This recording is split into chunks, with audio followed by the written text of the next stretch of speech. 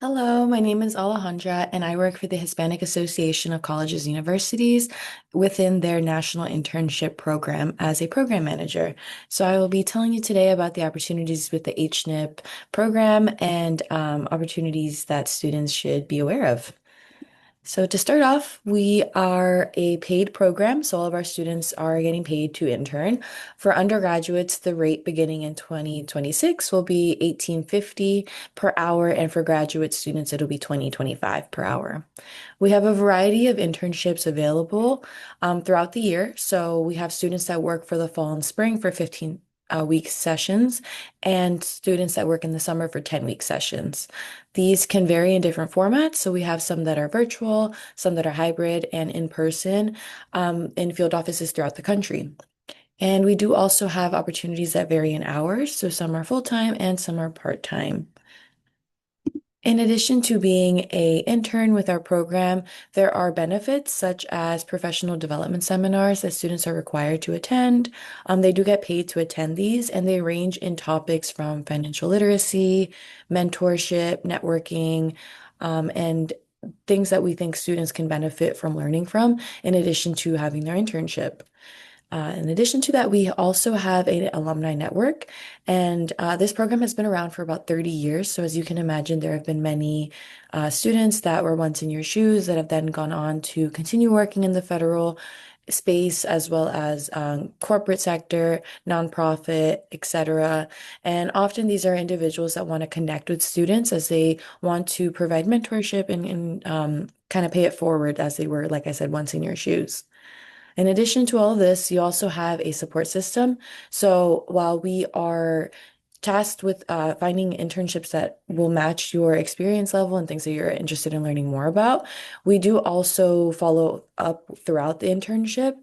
So you aren't just, getting connected to a position and get left on your own. We do check in periodically. We do want to make sure that this is a good experience for you, especially for those that are new to, working in a professional setting and first time working in their fields.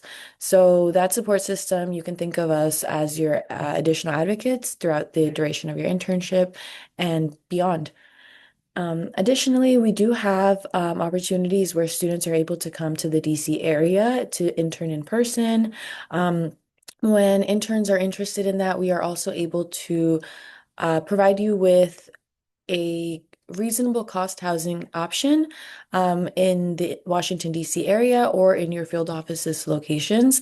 If you're interested in that, we can definitely have more of a conversation about that. Feel free to reach out to us. And I'll repeat this a couple times, but you can reach out to us via email at hnip@hacu.net, and I'll make sure to include that at the end of the presentation. But if you have specific questions about what you're interested in, please feel free to reach out to us. But in addition to connecting you with a housing option, we do also pay for relocation to internship site. So, for example, if you're a student that's traveling from California and you're interested in participating in an in-person internship opportunity in DC, we would be able to pay for your flight to the DC as well as your flight back home. When it comes to eligibility, although we are HACU, we actually don't have a race or ethnicity requirement, meaning you don't have to be of Hispanic heritage to be eligible for the program. This program is open to students of all majors and is for primarily students that are currently enrolled in a degree-seeking program. So students that are, at an associate's or bachelor's level that plan on continuing their education, this is definitely a great program to keep in mind, as we are available for students that are in their master's, JD, or PhD programs as well. A requirement is that you must have completed your first year of undergraduate studies. So what that means is if you are currently, for example, spring 2026, you are a freshman, by the end of that session or that semester, you will be considered eligible for that summer 2026 semester. Um, and then additionally, we do have some positions more limited available for recent graduates.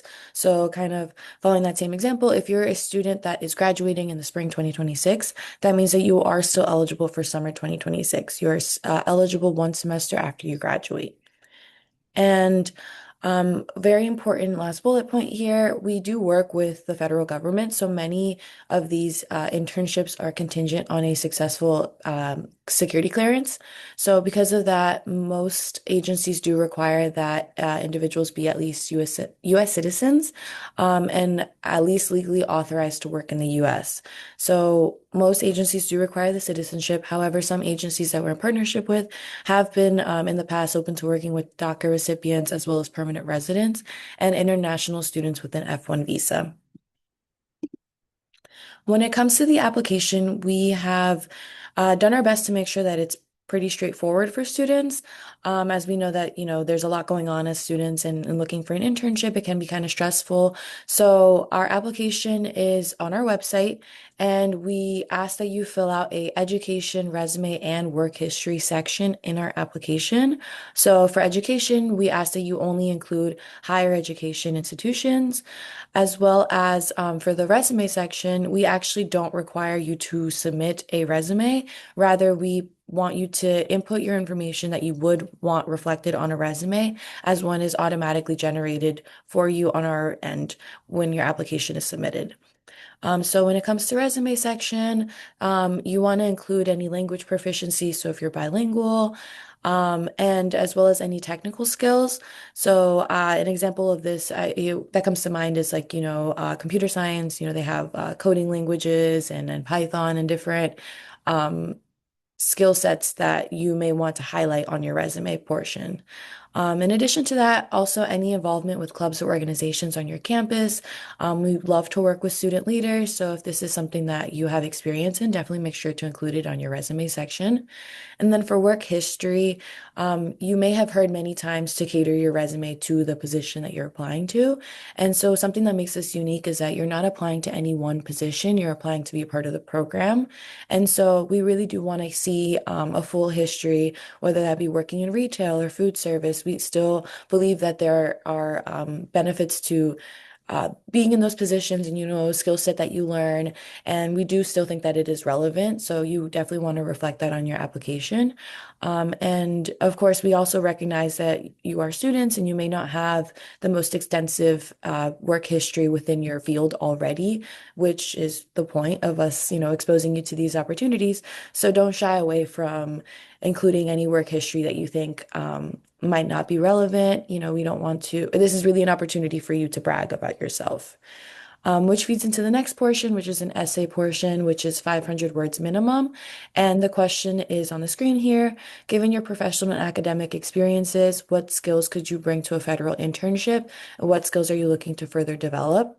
And so this is an open-ended question, and we did that on purpose, mostly because we want to give you the opportunity to let us know what you already have experience in. Maybe you have taken a class on something and you have some experience with a program relating to your field. And on the other hand, maybe you don't have too much experience in this field, and so you want to learn more about a specific area. So either way, you're able to really tell us about yourself, let us get some insight into who you are as a student and what it is that you're looking to get out of the program. And us on the HNIP staff, we take our time to read through these, and that's really what helps us when it comes to matching you with positions that you may be a good fit for. So definitely take your time with the essay portion. Encourage you to share it with a professor, an advisor, a peer, someone that can make sure that you're coming across the way that you want to. And then next, we do also ask for 1 to 3 references. This portion can sometimes stress students out. If you only have one reference to list, that is perfectly fine. That doesn't make you more or less competitive than someone that has 3 references. And then the last portion here, I'm going to be honest, this is where most students stop filling out their application, and it's because they have to go elsewhere to find the documents. But I encourage you to, do some research as to where you can find these documents on your campus to make this application process easier for you. But the first one is an enrollment verification. This can typically be found at a registrar's office or have an advisor fill out the form, but essentially it's something that verifies that you are actively enrolled during the semester that you're applying for or for the following semester that you're applying for. And then in addition to that, we do also ask for an unofficial transcript at the time of the application. We do know that some schools have a cost associated with requesting a official transcript. So I want to be clear, unofficial is perfectly fine at this point in the process. And some important dates and deadlines to note. So, our application is currently open for the summer 2026 session. You'll see that our priority deadline is February 13th with a start date of June 1st through August 7th. So, the summer session, like I mentioned before, is a 10-week long program. And then our application for fall 2026 will be opening this winter, February 2nd, with that priority deadline of July 14th, with the start date of August 31st and date December 11th. One thing to note is that the priority deadlines do come early, so please make sure to keep those in mind. Mark your calendars to make sure that you get your applications in on time. And like I mentioned as well, for the fall session, that would be a 15-week long program.